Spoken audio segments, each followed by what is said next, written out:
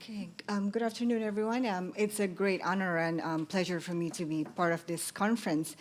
And I am particularly glad to be part of this particular session because for the past 2-3 years, I've been asked to speak about Indonesia and South China Sea in various conferences throughout the region.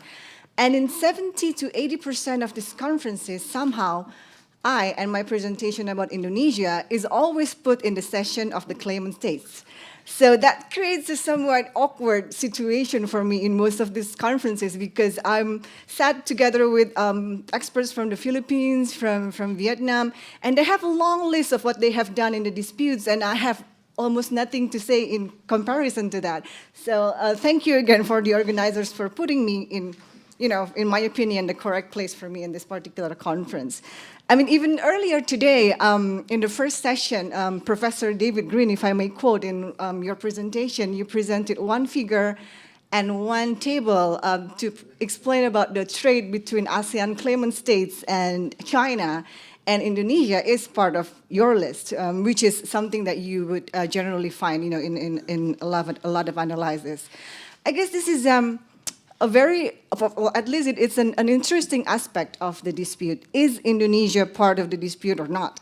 It's a big question, and I think it's important because if Indonesia is, a claimant state of the dispute, it would change the whole magnitude, of the story. I mean, for the other claimant states, it would create somewhat of a new venue for more cooperation to gang up against China. For the media, it's something new and juicy to report about. Indonesia, the biggest state in Southeast Asia, being a claimant state in South China Sea disputes. And I guess for experts, for scholars like me, it would, more things to say and write about. So the question is Indonesia a claimant state or not? I wish I could give you a simple answer by simply referring to the official position of my government as represented by the Foreign Ministry that we are not. We're not a claimant state, we have never been a claimant state, and we are outside of the dispute. But I understand that such a simplistic question, such a simplistic answer would not satisfy any of you in this room because there are, complications of Indonesia's role in the disputes, especially talking about 2016 when there are incidences in the Natuna waters involving the Chinese fishing vessels and the Indonesian Navy, which I would explain later. So basically, throughout 1980s, 1990s, even early 2000, Indonesia has been taking a very much comfortable, seat, looking at the South China Sea, seeing, how the claimant states are part of the disputes, and it was generally unaffected by the disputes, even though it repeatedly says that Indonesia is concerned about what's going on because it affects the whole, regional security and stability of Southeast Asia, which is its main interest. Now, as earlier, Chris Roberts also said that Indonesia has a long history in trying to play a constructive role, which is true. In the 1980s, 1990s, early 2000, it has enjoyed this role of, acknowledged as the facilitator, an honest broker of the South China Sea disputes. But I guess, it all changed beginning in 2009 when China submitted the now famous 9-dash line to the UN Secretary General. And part of the 9-dash line encroached Indonesia's EEZ derived from its Natuna Island. So a year after that, Indonesia then, write another note verbal to the Secretary General, asking clarifications from China. What does this mean? The map has no coordinates whatsoever. It's just, dotted lines. What does it mean? Do you mean, part of Indonesia's EEZ is part of China? And so on and so forth, basically asking for clarification. And until now, China has never given us any clarification whatsoever. There are no coordinates. And basically, they just have been ignoring, our request for clarification.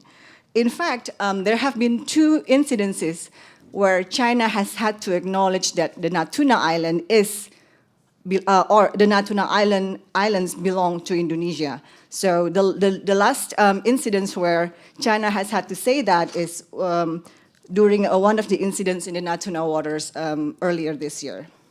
So what happened throughout 2016 and why has it been a tumultuous year for Indonesia? Well, aside from, of course, the ruling of the arbitrational tribunal, there are 3 incidents in the Natuna waters only during the first half of 2016. So in these 3 incidents, all of them involving Chinese fishing vessels going into Indonesia's EEZ in the Natuna waters area. So in the first incident, the fishing vessel was caught, quote unquote, by a small patrol boat of the Indonesian Ministry of Fisheries. So, which is, of course, in no comparison to the Chinese fishing vessels, which is assisted by the Chinese Coast Guard. So this incident created a lot of attention because then it was, if it was only the fishing vessel, as in, in a lot of other incidents involving other countries in illegal fishing issues, incidents in Indonesia. This time it involves also the Chinese Coast Guard going into Indonesia's EEZ protecting the vessel. So this creates a lot of attention. And then this, so that at the second and the third incident, the Indonesian Navy was there to also help out, quote unquote. Because then in the second and third incident, now the tension was a bit higher because then the Chinese Coast Guard came face to face with the Indonesian Navy, in which in the second and the third incident, we were able to detain the vessel. Now, since the third incident, I mean, it was all over the news in Indonesia. It created a lot of tension. It then again, raised this whole question, is it now time for us to actually be part of the South China Sea disputes? If such incident, does not entail more serious attention from Indonesia, then we don't, the media says, we don't know what else would, because this is really something that is related to territorial sovereignty. So these are the kinds of things that that went on throughout 2016. Now, let me stop there about the incidents and take a look at Indonesia's policy. This current government, I think we talked about this in a previous session about how Indonesia's current government pays not so much attention about foreign policy issues, and I would like to reiterate that, unfortunately, that is true. Even though at the beginning of his presidency, and even before that, during his campaign, President Joko Widodo kept saying about, Indonesia's maritime power. He presented the doctrine of Indonesian global maritime fulcrum and promises to play a bigger role in South China Sea. It turns out that his maritime views are mostly, very much inward-looking. So when he talks about maritime issues, what he has in mind is actually about infrastructure and connectivity between ports in Indonesia. So it really has very little to do with outreach to the region. It has very little to do with actually, playing a greater role in the whole greater maritime security of Southeast Asia or even East Asia.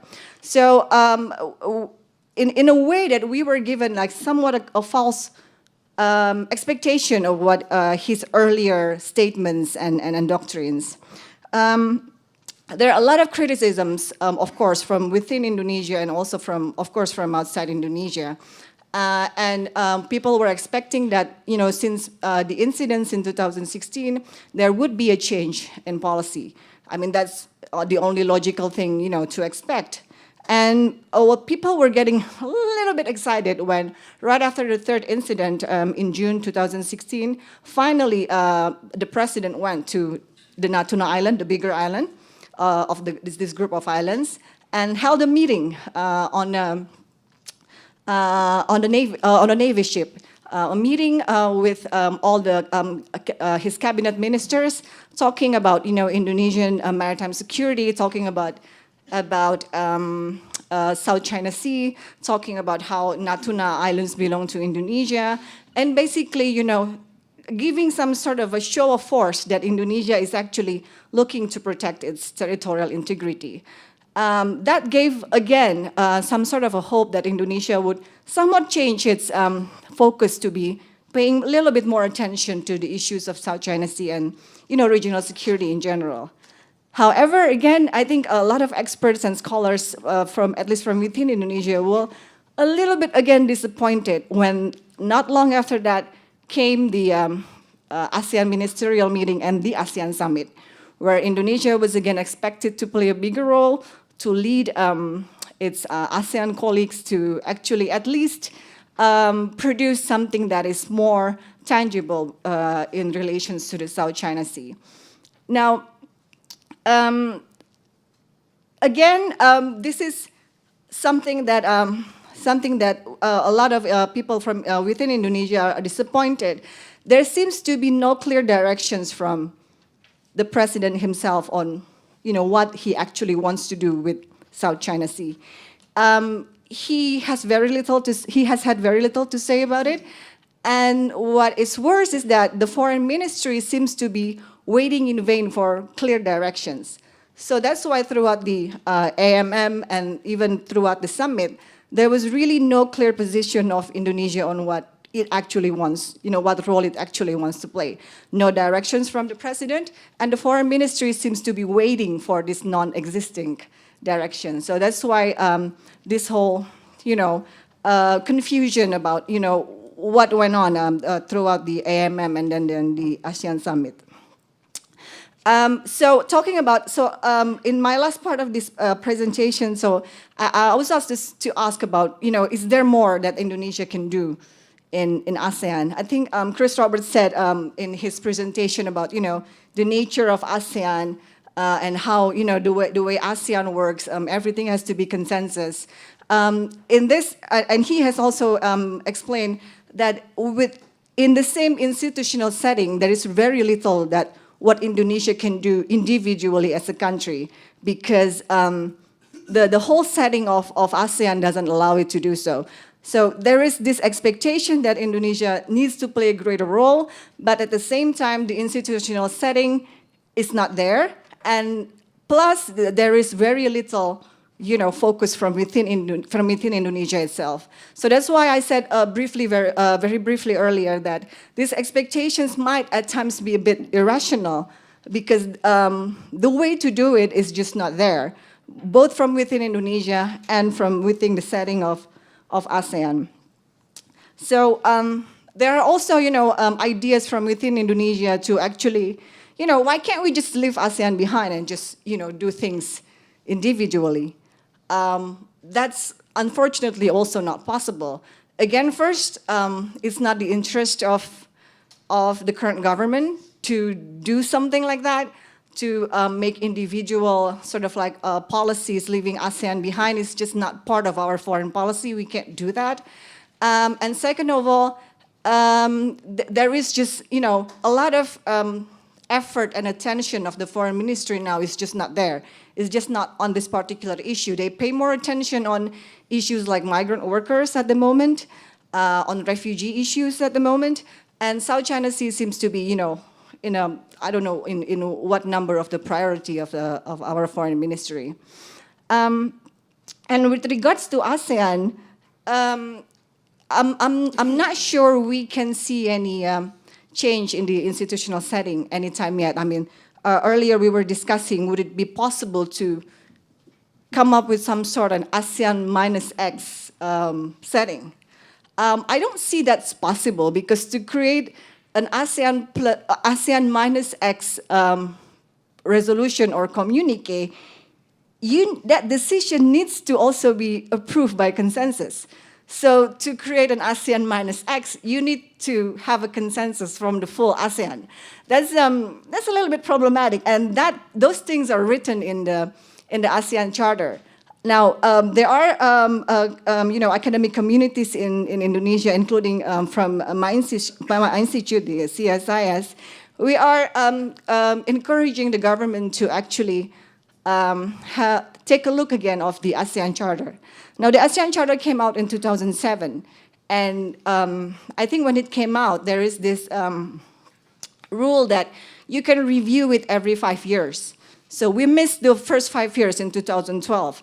And some people in Indonesia are encouraging the government to maybe do a review of the ASEAN Charter in 2017 and take a look at some of the clauses that are not very beneficial for Indonesia as a big country in ASEAN to actually be able to play a greater role. So maybe, who knows, maybe in 2017, Joko Widodo has a change of heart and pay more attention to ASEAN, and maybe we will have a review of the ASEAN Charter.